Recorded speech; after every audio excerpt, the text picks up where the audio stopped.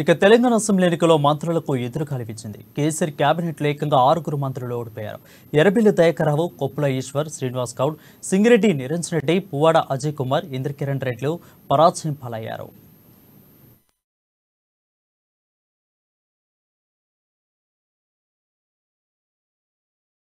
పాల్కుర్తి నియోజకవర్గం నుంచి పోటీ చేసిన మంత్రి ఎలపల్లికి ఓటమి తప్పలేదు. కాంగ్రెస్ పార్టీ అభ్యర్థిని మామిడాల యశస్విని రెడ్డి దయాకర్రావుపై 10,000కు పైగా మెజార్టీతో విజయం సాధించారు. 26 ఏళ్ల పిన్న వయస్కురాలు యశస్విని తొలిసారి ఎన్నికల్లో పోటీ చేసి ఓటమి తెలియని ఎలపల్లికి ఓడించారు. ఇది తెలంగాణ ఎన్నికల్లో సంచలన విజయమే అని చెప్పాలి. మంత్రి ఎలపల్లి విజయం ఖాయమని భావించారు. యశస్వినికి రాజకీయ అనుభవం లేకపోవడంతో పాటు నియోజకవర్గానికి కొత్త కావడం కలిసొస్తుందని దయాకర్రావు భావించారు.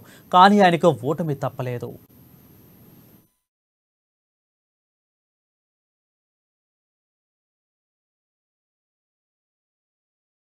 మరోవైపు మంత్రి శ్రీనివాస్ గౌడ్కు మహబూబ్నగర్ నియోజకవర్గంలో ఓటమి తప్పలేదు.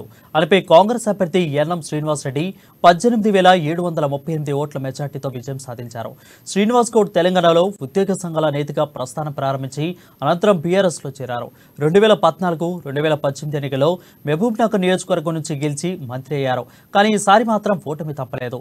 శ్రీనివాస్ గౌడ్పై గెలిచిన ఎన్ఎం శ్రీనివాస్ రెడ్డి గతంలో బీజేపీ నుంచి ఎమ్మెల్యేగా విజయం సాధించారు. ఆ తర్వాత కాంగ్రెస్ పార్టీలో చేరి విజయాన్ని అందుకున్నారు.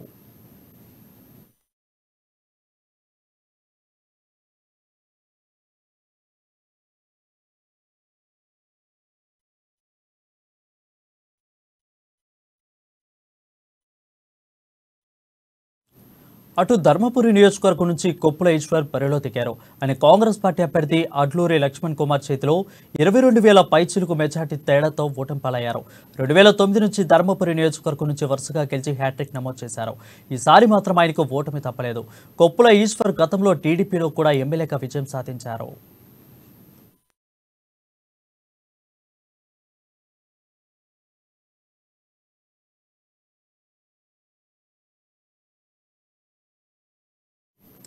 వనపర్తి నియోజకవర్గం నుంచి సింగిరెడ్డి నిరంజన్ రెడ్డి పోటీ చేసి ఓడిపోయారు. ఆయనపై కాంగ్రెస్ అభ్యర్థి తూడి మేఘారెడ్డి 25,320 ఓట్ల ఆధిక్యంతో విజయం సాధించారు. సింగిరెడ్డి నిరంజన్ రెడ్డి 2014లో వనపర్తి నుంచి బీఆర్ఎస్ తరఫున పోటీ చేసి ఓడిపోయారు. 2018 ఎన్నికల్లో బీఆర్ఎస్ నుంచి పోటీ చేసి విజయం సాధించారు. ఆ తర్వాత కేబినెట్లో మంత్రిగా అవకాశం దక్కింది. ఎన్నికల్లో మాత్రం ఓటమి పాలయ్యారు.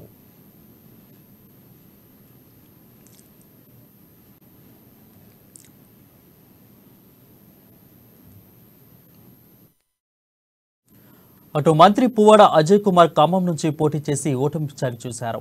ఆయనపై కాంగ్రెస్ అభ్యర్థి తుమ్మల నాగేశ్వరరావు 30,000కు పైగా ఓట్ల మెజార్టీతో విజయాన్ని అందుకున్నారు.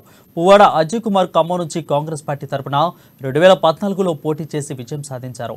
అనంతరం బీఆర్ఎస్లో చేరారు. 2018లో బీఆర్ఎస్ అభ్యర్థిగా పోటీ చేసి విజయం సాధించారు.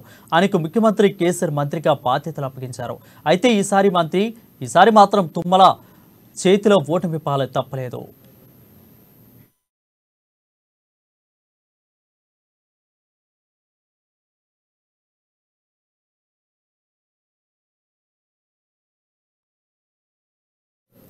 ఇక ఆదిలాబాద్ నియోజకవర్గం నుంచి పోటీ చేసిన మంత్రి ఇంద్రకిరణ్ రెడ్డికి ఓటమి తప్పలేదు. ఆయన బీజేపీ అభ్యర్థి మహేశ్వర్ రెడ్డి చేతిలో 50,703 ఓట్ల తేడాతో ఓడిపోయారు. ఇంద్రకిరణ్ రెడ్డి 2014 ఎన్నికల్లో బీఎస్పీ నుంచి పోటీ చేసి విజయం సాధించారు. ఆ తర్వాత బీఆర్ఎస్లో చేరగా మంత్రి పదవి దక్కింది.